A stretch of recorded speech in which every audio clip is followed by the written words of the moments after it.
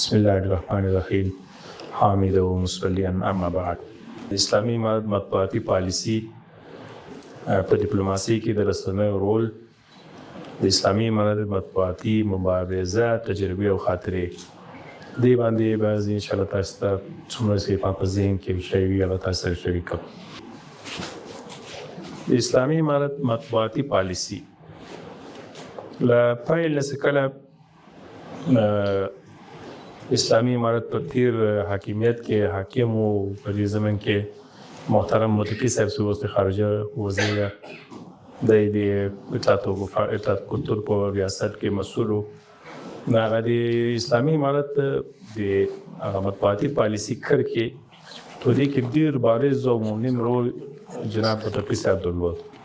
هغه یعنې موږ ویلی شو د امارت کې د مطبوعاتو پلان وروسته دغه څه خدمات چې بیا اوس د جهاد په دور کې دا اوس پر روان دي، موږ هغه کرښې تعقیبوو چې د جناب په وخت کې ترسیم شوي او هغه د مشرانو لخوا تایید شوي. متخصص صاحب د معلوماتو په اساس هغه کړنلاره چې هغه وخت د مطبوعاتي پالیسۍ په ډول تعین شوې وه، هغه د مرحوم ملا صاحب مرحوم لخوا هم تایید شوې وه، د رهبري شورا لخوا نه هم هغه کرښې توصیه کېدې ټول وخت موږ ته، او موږ ته هم هغه پالیسۍ د جهاد په وخت کې راکول شوې چې هغه دوی راته ټاکلې وه. هغه ډېره مهمه او ښه تګلاره وه په مطبوعاتو کې، بریالۍ تګلاره وه، باید موږ تاسې هغه لار تعقیب. په مطبوعاتي پالیسۍ کې اسلامي احکام جدي مراعات کول دا پکې ډېر ضرور و چې په مطبوعاتي برخه کې باید موږ اسلامي احکام جدي مراعات کړو. خدای مکړه داسې مطبوعاتي دریځ ونه نیسو یا داسې قول خپور نه کړو یا داسې اعلامیه خپره نه کړو چې هغه د دین سره په ټکر کې وي، د دین سره په تضاد کې وي، د موږ عقیدې د باورونو ارزښتونو سره په ټکر کې وي. د دې نه سخت ځان ساته. په مطبوعاتو کې له توهین دغسې تحقیر او سپکو الفاظو او سپک برخورد څخه ځان ساته.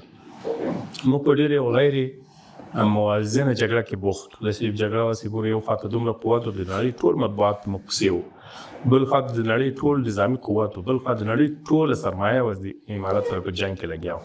په دې کې نو موږ مختلف مظلومیتونه ولید، موږ تاسې شهیدان ماشومان شهیدان شول، ښځې شهیدانې شوې وو، مشران شهیدان شول، مختلف ظلمونه وشول، وحشتونه وشول.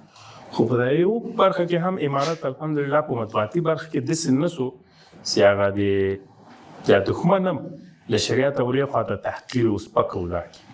حتی یو ورځ موږ په دې باندې بحث کوو چې دښمن ته د ډېر وارې مقرر ده د وحشي و فلانه الفاظ کارول سم دي که نه، په دې هم بحث کوو. مشرانو وجدان دی ځکه د سپک الفاظ چې څوک وایي څومره چې هغه څوک یادوي سپکۍ دی هومره د قایل هم سپک کارېږي. موږ قایل یو، موږ باید سپک شیان ونه وایو. او په دې کې بیا موږ د سیرت ډېر اتباع کول. ما خاص یوازې سیرت د حق المختوم په دې خاطر مطالعه کړې چې ودرې که نبي اسلام د دښمن په مقابل کې کوم الفاظ داسې کارولي چې هغه بیا د دښمن د بدي لپاره وي، موږ هم استعمال کړو په الفاظو. نو یو ټکی مې کې پیدا کړ، نبي صلی الله علیه وسلم هغه د بدر کې چې هغه ختم شوي وو، کافرانو سرداران مړه شوي وو، کوهي کې پراته وو په زوره کې. یو ته نبي اسلام اشاره وکړو، چا وویل چې هغه ابوجهل چېرې دی، دا مشران یې کوم دي؟ نبي اسلام غالبا اشاره وکړه دغه نتنا دي، نتنا لفظ استعمال. نتنا معنی ده بویجن، بدبویه، حتی د دوی جسدونو بدبویي کړ. نو نبي اسلام دا یو لفظ هلته استعمال کړ. بل ما ویل د بد الفاظ نه استعمالول دي مقابل.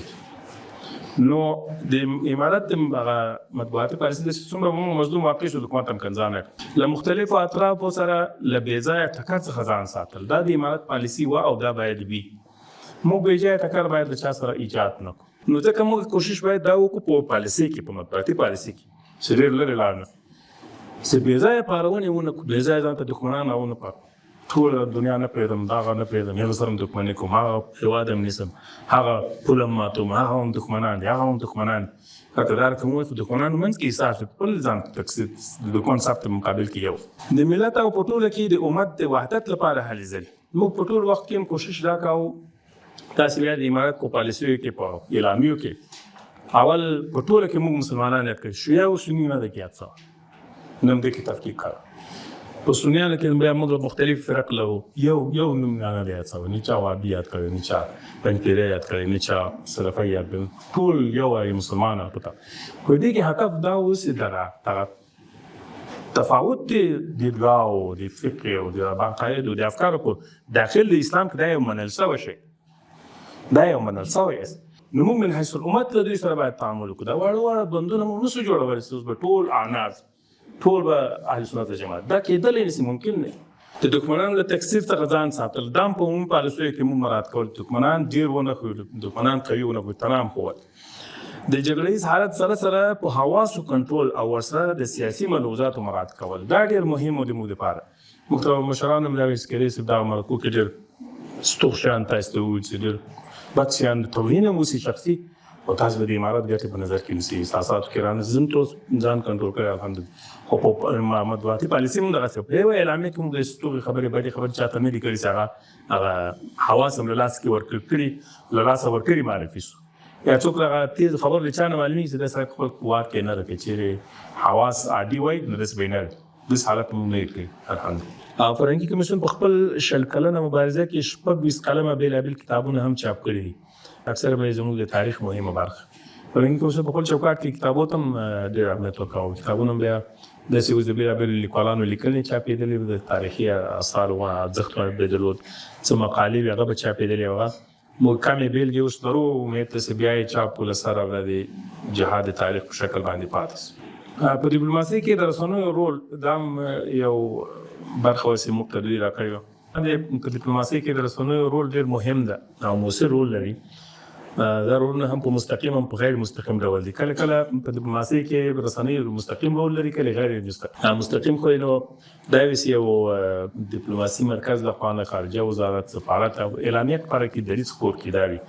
او کله کله غیر مستقیم هم ځینې پیغامونه نه غواړي له خارجه وزارت خپور کړي، نه غواړي سفیر وغږي، خو د رسنیو ته په لاس کې ورکوي چې هغه حالات معلوم سي، هغه توجیهات معلوم سي، هغه زمینه معلوم سي، مساعده ده که نه دي. د هېواد د مثبت تصویر وړاندې کول. اوس زموږ سفارتونه دي یا کنسلګرۍ دي په دې باندې، دا یو ډېره ښه وسیله ده پیغام رسونې دپاره. هلته دوی کله کله د خپلو هغه نشراتي برخو له لارې نه د هېواد هغه اصلي تصویر هلته وړاندې کړي چې دلته سوله ده، امن ده، آبادي ده، د خلکو ژوند ښه ده، خلکو ته حقوق رسېږي. ملتونو ته د کلتوري ارزښتونو او آدابو په اړه معلومات وړاندې کول. کلتوري آداب هم دغه تاسو ته معلومېږي په سفارتونو کې دا مهمه ده چې د هېواد سره موږ سفارت لرو، ملي مهمه ګټې د دواړو کوم هېواد سره چې موږ اړیکې لرو د هغو سره موږ ګټې په کومه برخه کې.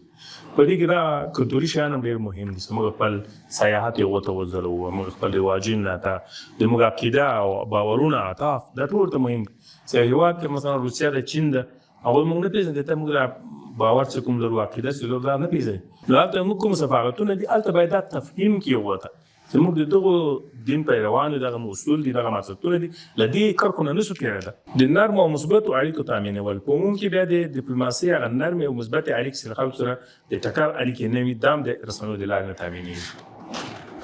د افکارو جوړول او بدلول، کله کله افکار غلط وي، تا په مورد ته کوشش کوي چې رسنیزو معلوماتو له لارې د خارجه وزارت دستګاه کولی شي افکار جوړ کړي، د افغانستان په اړه باندې افکار برابر. رسنۍ د خلکو ذهنیت، افکار او احساسات خپل تاثیر لاندې راولي. دا کار په نړیوال سیاست او اړیکو کې اغېز لري.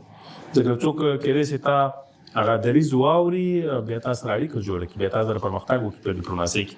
نو دا دې ته ضرورت دی چې موږ تاسو د پیغامونو انتقال په حکومت د خلکو فشار کنټرولوي. یعنې کله کله فشار سره مخ کېدو نو رسنۍ فشار کنټرولولی شي، کمولی شي، توجیه کولی شي، خلکو ته قناعت ورکولی شي. نړیوالو بحرانونو ته د نړیوالو توجه اړوي. کله کله بحراني حالت رامنځته لکه اوس په غزه کې موږ لرو، موږ وخت په وخت د ډیپلوماتیکو لارو نه کوشش کوو خلکو توجه دې ته واړو ساته، د لوږې نه خلک مري، هلته مثلا داسې فشار ده، هلته زور، داسې عامه ملاتړ او مخالفت پیدا کوي. په دې معنا چې موږ د ډیپلوماسۍ د لارې او د رسنیزو ډیپلوماسۍ د لارې نه کولی شو عامه مخالفت درکړو چې څوک یې رسنۍ لري په دغه برخه کې، او موافقت څوک سره موافق دی، بلې دریځ کې څوک مخالف. د معلوماتو خپرول او کنټرول دا هم کېدلی شي. موږ کله کله معلومات خپاره کړو یا کله کله ځینې معلومات کنټرول غلط خپاره شي، موږ کنټرول وسو کولی. رسنۍ د ډیپلوماتانو، د سیاستوالو او چارواکو لپاره د معلوماتو یو اساسي سرچینه ده. د نورو هېوادونو دریځونه، پالیسۍ، بدلونونه معلوموي. که ته غواړې د فلاني هېواد دریځ څه دی د رسنیو ډېر اسانه معلوم اوس هغسې نه چې پوښتنه چې تاسو په دې باره کې څه وایي هغه خپل غږیږي او دریځ لري اعلامیه لري بیان لري قول لري ته دستي معلوموي د موقف څه شی او د بحرانونو په مهال د حالاتو څرګندونه کوي اوس یو ځای کې سیل راغی یو ځای کې بدبختي پیښه شوه یو ځای کې بل مشکل راغی ته حالات څرګندوي کله کله جنګي حالت چې تا ته دقیق معلومات نه رسېږي رسنیو د لاندې حالات زر معلومولی سي دا بیا کله د ګټې سبب دی چې کله د تاوان سبب هم ګرځي لکه د تیر نظام حالات له ټویټر نه تعقیبول هغه موږ ټول ځینې ورته خطا کړي وو هغه دوی ورخطا کړنو څارنه او ارزونه کله کله د ډیپلوماتیک اعمال د رسنیو د لارې ښه څارل کېږي چې فلانې سره کوم سیاست کوي فلانې دا سیاست یې علماو داسې تعریف کړی دی چې سیاست تعبیر کېږي نه لیدل کېږي هم نه ویل کېږي هم نه بلکې وایي اشمام کېږي ما کله کله سپمو ته بوی درځي ته چا خبر نه ښه ما ډېر ښه وغږېد سیاست کې ځینې خبرې تا ته رسولې چې ګوره ما دغه درېږه اوس سیاسي سړی په دې باندې پېژنده ما ته څه وویل او که دغسې ورته ناست یې ډېر ښه وغږېده په ښه تعبیر هغه خو نه یې غږېدی چې تا ته پیغام یې درکړی باید ته سیاسي وې ته باید دا اشمام کې پزې کې اشمام یې دا ډېر لیک بوی پزې ته داسې د سیاست څارل کې اشمام کې کله کله په رسنیو کې دا شی ډېر اسان نه لاسته راځي کوونکې رسنۍ نن ورځ یوازینۍ خبرونو خپرولو وسیله نه ده بلکې یو فعال ډیپلوماتیک میدان رسنۍ کولی سي سوله تامین کړي یا جګړه تشویق کړي ملتونه سره نږدې کړي یا یې یو له بله لرې کړي دا یې ژورې او څرګندې اغېزې والسلام